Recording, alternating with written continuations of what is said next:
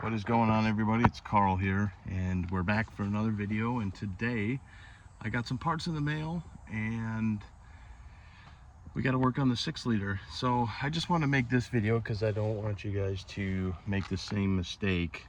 So the mistake that I made is, if you remember when we did the tinted windows on here, which I still have not gotten corrected yet or anything, I just haven't bothered, I've been really busy, is the switch panel on the door panels. Do not pry up on the end closest to the handle, because there is, if you look here, we found a nice quality used part. There's a tab there that's supposed to slide in.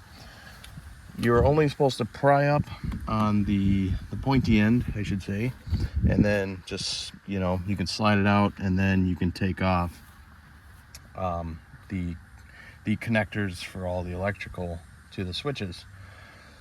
But I found one on eBay, and nice quality part, looks fairly, you know, not all scuffed up and everything. And I want to give a shout out to the eBay account on there, because so it's going to be it's BME Power Stroke Parts, and here's all their info on the back. Go check them out if you got a Power Stroke, you need some quality used parts.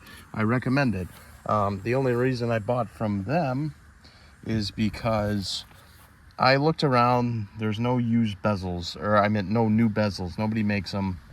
And then when you go on eBay, everyone wants over $70 to $80 for this with the 2 switches and the bezel. BME Power Stroke Parts only wanted like 35 bucks for them, free shipping. I think it was 38 after tax or whatever, but I mean, yeah, I'm gonna buy that, you know what I mean? I don't know why everyone wants so much money for these, but anyways, so we're gonna swap this out and put it back into place, and then we're gonna rob the switches off and pretty much throw away the bezel. So, and as you can see, once you pry up on the one clip, you know, pops right out, and then you got 2 electrical connectors, and here's the locations where you want to press to release the connector. Just like that, it comes right off, and we can pretty much, I was going to swap the switches from the old one to the new one, but I think I'll just leave these on there. But we're going to test them first, make sure they work. So let's plug them in and get the piece in place, and then we'll test them. And if they work, then we'll take the switches off there and throw them in the, you know, extra parts pile.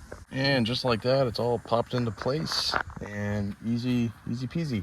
So let's grab the keys, and we'll turn the power on. Always double check your work, always.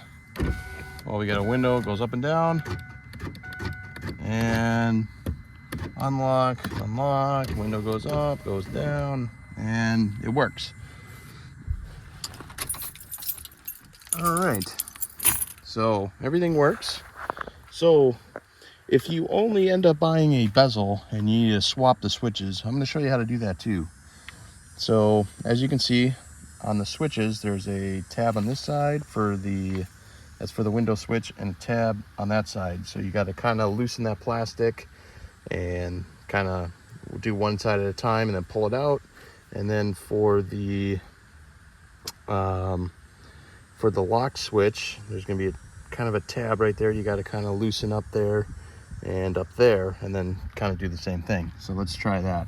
And just like that, you got your 2 switches, and I can throw away this broken bezel and move on to the next thing. Next thing we got to do on this truck, I'm going to show you how to change the air filter on it. I have never changed the air filter since owning this truck. I don't know if that's good or bad, but I ended up buying a new one, since AMSOIL does sell air filters now, and I am an independent AMSOIL dealer. I might as well just buy right from them, ship it to my house.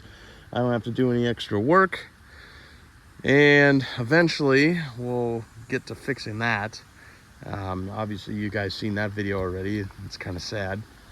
And also what we got to do before winter time on this truck is, I still have the dangling backup light. I got 2 new lights. I just got to re-weld brackets on, rewire everything, and I got to do something about the reverse lights, and I need to find a new tail lamp housing for the rear because I ended up cracking it when I was scrapping metal. So there's some things to do on this truck, but for the most part, we're going to slowly be tackling them.